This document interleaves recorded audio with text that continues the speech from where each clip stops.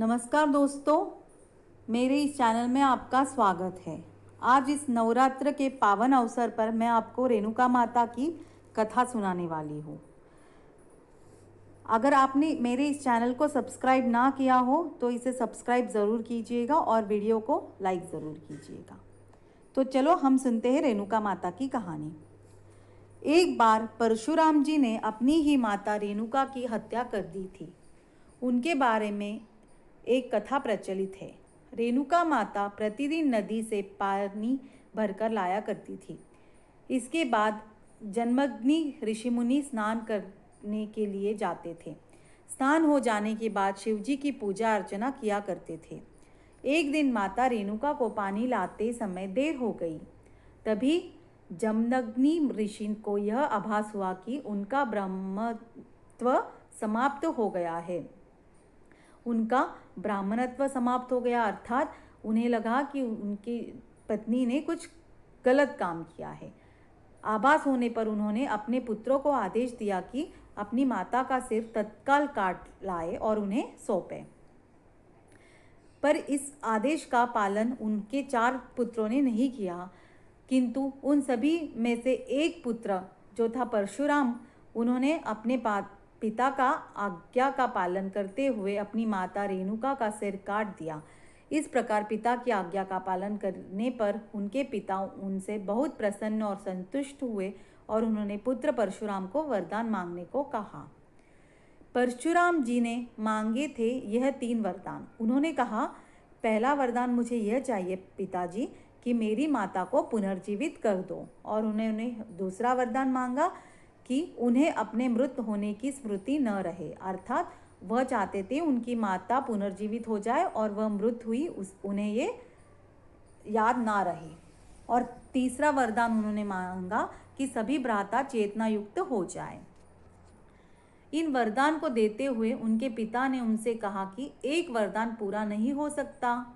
मैं तुम्हारी माता रेणुका को जीवित नहीं कर सकता हूँ, यह प्रकृति के नियम के विरुद्ध है। किंतु 21 दिन के भीतर तुम्हारी माता रेणुका तुमको दर्शन देंगी। माता रेणुका का मंदिर मध्य प्रदेश के खंडवा जिले के समीप शेंगाव देवी में है। मान्यता है कि यहाँ चैत्र मास शुक्ल पक्ष की चतुर्थी के दिन माता रेणुका स्वयं प्रकट होती है। इस दिन माता रेणुका की प्रतिमा 1 फीट की हो जाती है। इस दिन माता रेणुका के दर्शन करने का बड़ा ही महत्व होता है। इस दिन इस मंदिर में असंख्य भक्तजन अपनी मनोकामनाओं को लेकर रेणुका माता के दरबार में आते हैं। कहा जाता है कि आज से 500 वर्ष पहले माता रेणुका की प्रतिमा इस मंदिर में स्वयं ही प्रकट हुई थी। इस मंदिर में माता रेणुका के साथ साथ माता बिजासन, माता हिंगलाज, माता शीतला और माता कांखली, इन सब की प्रतिमा भी स्थापित है। यहाँ स्थित बावड़ी के पानी में स्नान करने से सभी शारीरिक कष्ट दूर होते हैं, ऐसी एक मान्यता है। इस मंदिर की ऐसी मान्यता है कि माता रेणुका को जल से स्नान कराने के बाद वह जल किसी भी रोगी को लगाया जाता है तो वह रोगी ठीक हो जाता है। इसी आस्था के चलते यहाँ पर अनेक भक्तजन आते हैं और अपने रोगों से मुक्ति पाते हैं। इसलिए यह मंदिर लाखों भक्तों की आस्था का केंद्र बना हुआ है। माता के चमत्कारों को लेकर कई कथाएं प्रचलित है। स्थानीय लोग बताते हैं, एक बार मंदिर में 3 चोर घुसे और कलश चुरा लिया। वे कुछ ही दूर पहुंचे थे कि माता के प्रताप से तीनों पत्थर बन गए। इनमें से एक चोर के सिर पर कलश रखा गया है और वह अभी भी उस गांव में मौजूद है। और ऐसे भी कहा जाता है कि यहाँ 6 देवियाँ एक साथ प्रकट हुई थी, इसलिए इस गांव का नाम है छेंगाव देवी।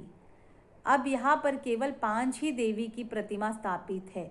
माता भवानी यहाँ से चली गई है। गांव के लोगों का कहना है कि माता ने अभी तक उनके चमत्कार दिखाए हैं। यहाँ के लोगों का यह भी कहना है कि माता की पिंडी से कुमकुम निकालना है या फिर कभी मंदिर की घंटी बजती है, अपने आप ही बजने लगती है। गांव के लोगों का ऐसा भी मानना है कि यह होना माता का कोई शुभ संकेत होता है। ऐसा माना जाता है कि जो भी जातक इस दिन सच्चे मन से रेणुका माता के दर्शन एवं उनकी आराधना करते हैं, उनकी सभी मनोकामनाएं पूर्ण हो जाती है। तो दोस्तों, आपको रेणुका माता की ही कथा कैसी लगी मुझे कमेंट बॉक्स में ज़रूर बताना। और इस नवरात्र के अवसर पर आपको ढेर सारी बधाइयाँ और शुभकामनाएं। जय माता दी। अगर आप तक आपने मेरे इस चैनल को सब्सक्राइब ना किया हो तो इस चैनल को ज़रूर सब्सक्राइब कीजिएगा। और वीडियो देखने के लिए धन्यवाद।